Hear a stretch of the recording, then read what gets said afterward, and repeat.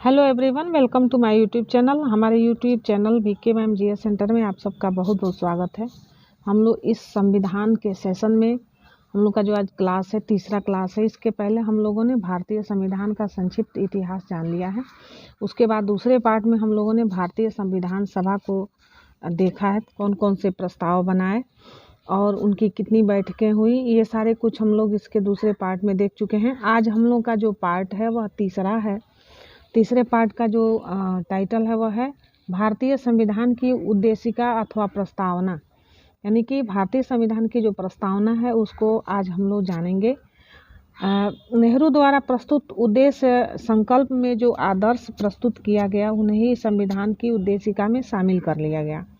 संविधान के 42वें संशोधन 1976 द्वारा था संशोधित यह उद्देशिका निम्न प्रकार है, यानी कि संविधान के जो 42वें संशोधन हुए थे 1976 में, उसके द्वारा ही इसमें यह जो प्रस्तावना है उसको इसमें लिया गया है। अब ये क्या है प्रस्तावना?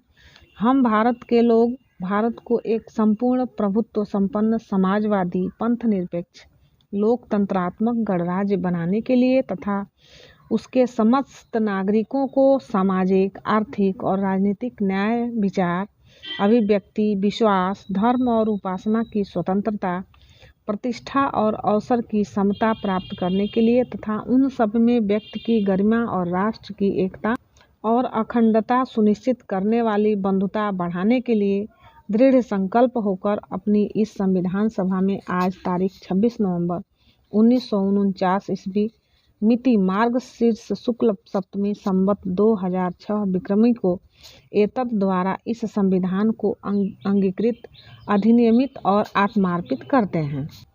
भारतीय संविधान में जो संविधान की प्रस्तावना है उसको भारतीय संविधान की आत्मा के नाम से जाना जाता है या संविधान की कुंजी के नाम से जाना जाता है। हम लोग इसको देखते हैं, प्रस्तावना की मुख्य बातें क्या हैं, आइए हम लोग देखते हैं।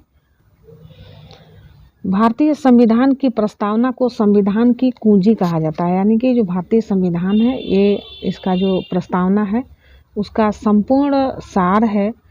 प्रस्तावना के अनुसार संविधान के अधीन समस्त शक्तियों का केंद्र बिंदु अथवा स्रोत भारत के लोग ही हैं, यानी कि संविधान के जो भी स्रोत हैं, वो जो शक्तियां हैं उसके केंद्र बिंदु में कौन लोग हैं? वे सब भारत के लोग ही हैं। इनको यह संविधान के द्वारा यह अधिकार मिला हुआ है। प्रस्तावना में लिखित शब्द यथा हम भारत के लोग इस संविधान को अंगीकृत, अधिनियमित और आत्मार्पित करते हैं, भारतीय लोगों की सर्वोच्च संप्रभुता का उद्घोष करते हैं। प्रस्तावना को न्यायालय में प्रवर्तित नहीं किया जा सकता। यह निर्णय जो है यूनियन ऑफ इंडिया बनाम मदन गोपाल 1957 के निर्णय में घोषित किया गया। बेरुबाड़ी यूनियन बाद 1960 में सर्वोच्च न्यायालय ने निर्णय लिया कि जहां संविधान की भाषा संदिग्ध हो वहां प्रस्तावना विधिक निर्वाचन में सहायता करती है। उसके बाद बेरुबाड़ी बाद में ही सर्वोच्च न्यायालय ने प्रस्तावना को संविधान का अंग नहीं माना, इसलिए विधायिका प्रस्तावना में संशोधन नहीं कर सकती। परंतु सर्वोच्च न्यायालय के केशवानंद भारती बनाम केरल राज्यवाद 1973 ने कहा कि प्रस्तावना संविधान का अंग है, इसीलिए विधायिका यानी कि संसद इसमें संशोधन कर सकती है। केशवानंद भारती बाद में ही सर्वोच्च न्यायालय में मूल ढांचा का सिद्धांत यानी कि थ्योरी ऑफ बेसिक स्ट्रक्चर दिया तथा प्रस्तावना को संविधान का मूल ढांचा माना। संविधान संशोधन की मूल ढांचा में नकारात्मक संशोधन नहीं कर सकती। स्पष्टतः संसद वैसा संशोधन कर सकती है जिससे मूल ढांचा का विस्तार व मजबूतीकरण होता है। 42वें संविधान संशोधन अधिनियम 1976 के द्वारा इसमें समाजवादी, पंथ निरपेक्ष और राष्ट्र की अखंडता शब्द जोड़े गए। अब हम लोग देखते हैं भारतीय संविधान के विदेशी स्रोत। भारतीय संविधान जो बना है इसमें विदेश से कौन से अनुच्छेद या धाराएं ली गई हैं। अब हम लोग देखते हैं भारतीय संविधान के विदेशी स्रोत। भारतीय संविधान के निर्माण में निम्न देशों के संविधान से सहायता ली गई है। वो कौन कौन से देश हैं, उन देशों से क्या क्या सहायता ली गई है उसको हम लोग देखते हैं। पहला है संयुक्त राज्य अमेरिका। यहाँ से मौलिक अधिकार, न्यायिक पुनरावलोकन, संविधान की सर्वोच्चता, न्यायपालिका की स्वतंत्रता, निर्वाचित राष्ट्रपति एवं उस पर महाभियोग, उपराष्ट्रपति, उच्चतम एवं उच्च न्यायालयों के न्यायाधीशों को हटाने की विधि एवं वित्तीय आपात।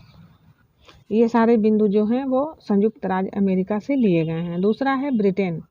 ब्रिटेन से संसदात्मक शासन प्रणाली, एकल नागरिकता एवं विधि निर्माण की प्रक्रिया को लिया गया है।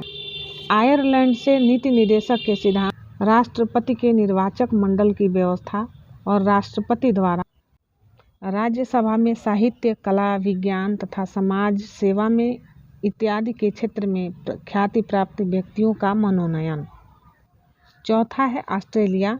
ऑस्ट्रेलिया से लिया गया है प्रस्तावना की भाषा, समवर्ती सूची का प्रावधान, केंद्र एवं राज्य के बीच संबंध तथा शक्तियों का विभाजन, संसदीय विशेषाधिकार। जर्मनी से लिया गया है आपातकाल के प्रवर्तन के दौरान राष्ट्रपति को मौलिक अधिकार संबंधी शक्तियाँ। कनाडा से लिया गया है संघात्मक विशेषताएं और शिष्ट शक्तियाँ केंद्र के पास, राज्यपाल की नियुक्ति विषयक प्रक्रिया, संघ एवं राज्य के बीच शक्ति विभाजन। सातवां है दक्षिण अफ्रीका। दक्षिण अफ्रीका से संविधान संशोधन की प्रक्रिया का प्रावधान। आठवां है रूस। मौलिक कर्तव्यों का प्रावधान रूस से लिया गया है। और नौवां है जापान, विधि द्वारा स्थापित प्रक्रिया।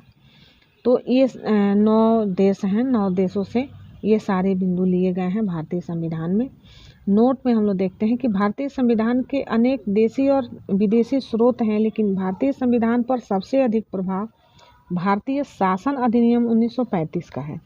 भारतीय संविधान के 395 अनुच्छेदों में से लगभग 250 अनुच्छेद ऐसे हैं जो 1935 ईस्वी के अधिनियम से या तो शब्दशः ले लिए गए या फिर उनमें से बहुत थोड़ा परिवर्तन के साथ लिया गया है। तो हम लोगों ने देखा कि जो भारत का संविधान है वह विश्व का सबसे बड़ा और लिखित संविधान है। और भारतीय संविधान एकात्मक के साथ साथ संघात्मक भी है। इस संविधान को, भारतीय संविधान में कुछ लचीलापन है तो कुछ कठोर भी है। अन्य देशों की तरह से भारतीय संविधान जो है कठोर नहीं है। तो इस तरह से हम लोगों ने आज भारतीय संविधान के जो स्रोत हैं उनको देखा और उद्देशिका और प्रस्तावना को देखा। हम लोग का जो अगला पार्ट होगा उसमें हम लोग देखेंगे भारतीय संविधान की अनुसूची, भारतीय संविधान में कितनी अनुसूचियां हैं उसको हम लोग विस्तृत रूप से अध्ययन करेंगे। तो इस तरह से हम लोग का आज का यह पार्ट समाप्त होता है। आप लोगों को यह सेशन कैसा लगा लाइक कमेंट करिएगा और कमेंट करके बताइए। हमारे चैनल को सब्सक्राइब करिए जिससे कि नया जो वीडियो आते रहेंगे वो पहले आपको प्राप्त होते रहेंगे। और हमारे चैनल को शेयर भी करिए, इस वीडियो को शेयर भी करिए। तो मिलते हैं हम लोग अगले सेशन में भारतीय संविधान की अनुसूची के साथ। तब तक के लिए thanks for watching this video. जय हिंद, वंदे मातरम।